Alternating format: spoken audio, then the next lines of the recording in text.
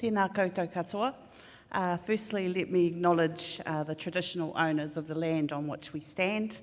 I want to thank ANZSOG for the opportunity to come over to Melbourne, because it's Melbourne, but also I think to share some of my insights with you.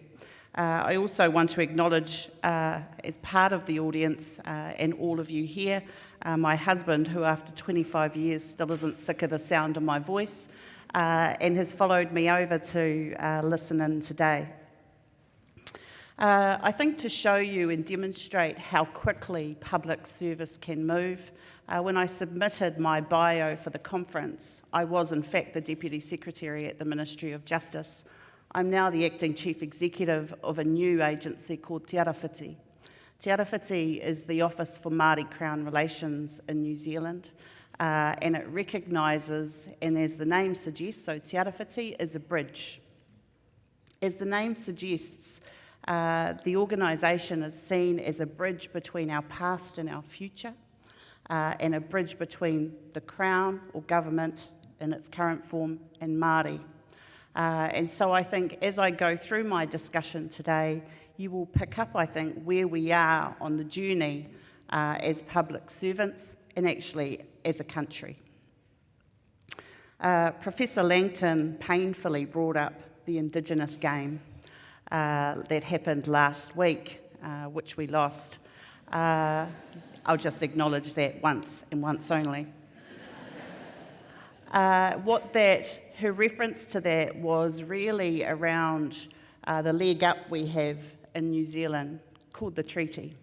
We have something that nobody else in the world has. So I want to start there. I want to start by talking to you about 1840. On the 6th of February 1840, two peoples stood on a bluff in the Bay of Islands, and in their minds, they were about to embark on a relationship, some might even say a partnership, in making New Zealand a great place. Whether or not you believe that they were signing up to govern equally, or whether you believe that one was subsidiary to the other, there is no doubt that those two peoples standing on that bluff on likely a windy day, given it was the Bay of Islands, had something in their minds about how they were going to work together to make our country great. What followed that period of time was an undoing of that agreement. One side of that partnership decided it didn't really like the terms of that agreement, and it started taking land, it started taking lives, and it did so without hesitation. I could talk about that for hours, but we don't have that time. What then followed in the 1970s was Māori standing up and saying, you know what, that's actually not good enough. There were land marches led by my whaia Whinakupa from Pangaru. There was legislation passed that said actually as a country we need to start thinking about those things that happened and recognising that we have to do things better. Then we have the treaty process. My background comes from, I sit at the table with Māori, as a Māori, but I lead the government side. And we have negotiated 89 treaty settlements. And would you believe it, we are 4 to 5 years away from completing all treaty settlements in New Zealand. That is one of the first examples of co-design. We didn't sit there and say to Māori, here is what you're going to get, hope you like it, because that wouldn't have lasted 2 seconds. We sat down, we talked about each other's parameters, we talked about aspirations, we talked about dreams, we heard hurt, and we worked together to come to a solution that was nowhere near perfect, but it was something that both parties were prepared to move forward on. We're coming through the end of that treaty process now, and we have a Māori partner who are organised, they have capacity, they have capability, and they're standing there looking at the government going, where are you? In the meantime, we as a government and as the public service are trying to rearrange ourselves and think differently about policy process, about engagement, and about partnership. In some ways, we're back on that bluff. And the difference is we don't have guns and muskets, we have pens and computers.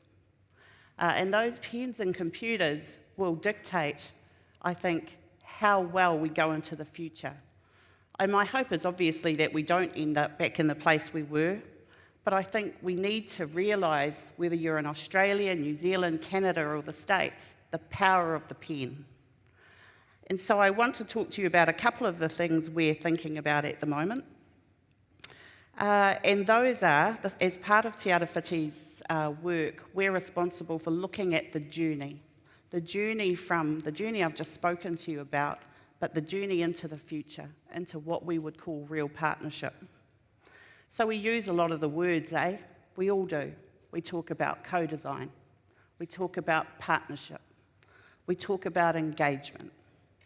But are we really, really clear on what that means? Are we clear that when we talk to Māori, we need to understand, in New Zealand, their worldview? We need to understand the basis upon which they are coming to talk to us. And if you don't understand that, you immediately start off on the wrong foot.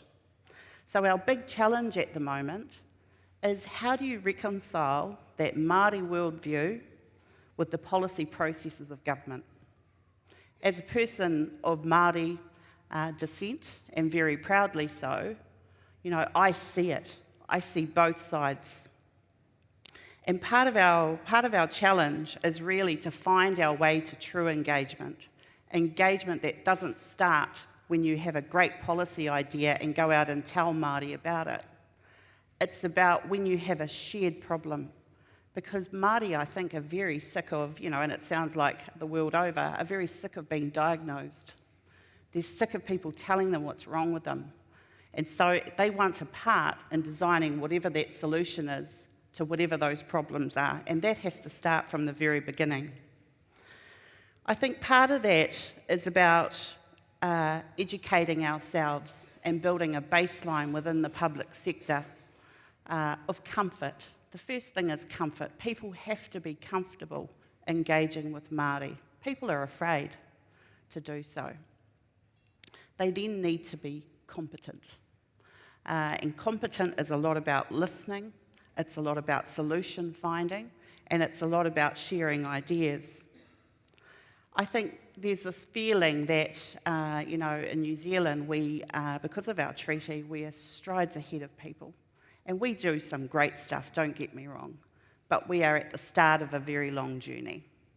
And I think part of the puzzle we have is we have to start with the lowest common denominator within the public service, and we have to help them lift. Then we have a set of state sector reforms, which I'm speaking about later today, which come in from the top and drive accountability from CEs down towards staff. And in the middle, we have these great Māori public servants all over the place in New Zealand. And we have to support them to continue to do the good things they are doing in their respective agencies. So we're on the cusp of redesigning how we look at policy, how we think about policy problems. What does delivering on the promise of that treaty that they stood on that bluff and signed look like in 1840? In 2040, 200 years in 2040. I think the thing I'll leave you with is, and I could talk about this stuff for hours, is you don't have to reimagine public administration too much in New Zealand, actually. We have this thing called the treaty. It has 3 articles in it. The first article is about kāwanatanga. That is the right to govern. And Māori, Māori after Māori had challenged the government's right to govern, but it's right there in the treaty. The second is rangatiratanga. So rangatiratanga is about the ability of Māori to run and have their own affairs, I think, and the authority over those affairs. In my view, those 2 articles lead to the third, which is ōritetanga, or citizenship. Citizenship is about equality. So I think we don't need any more frameworks or guidelines than that.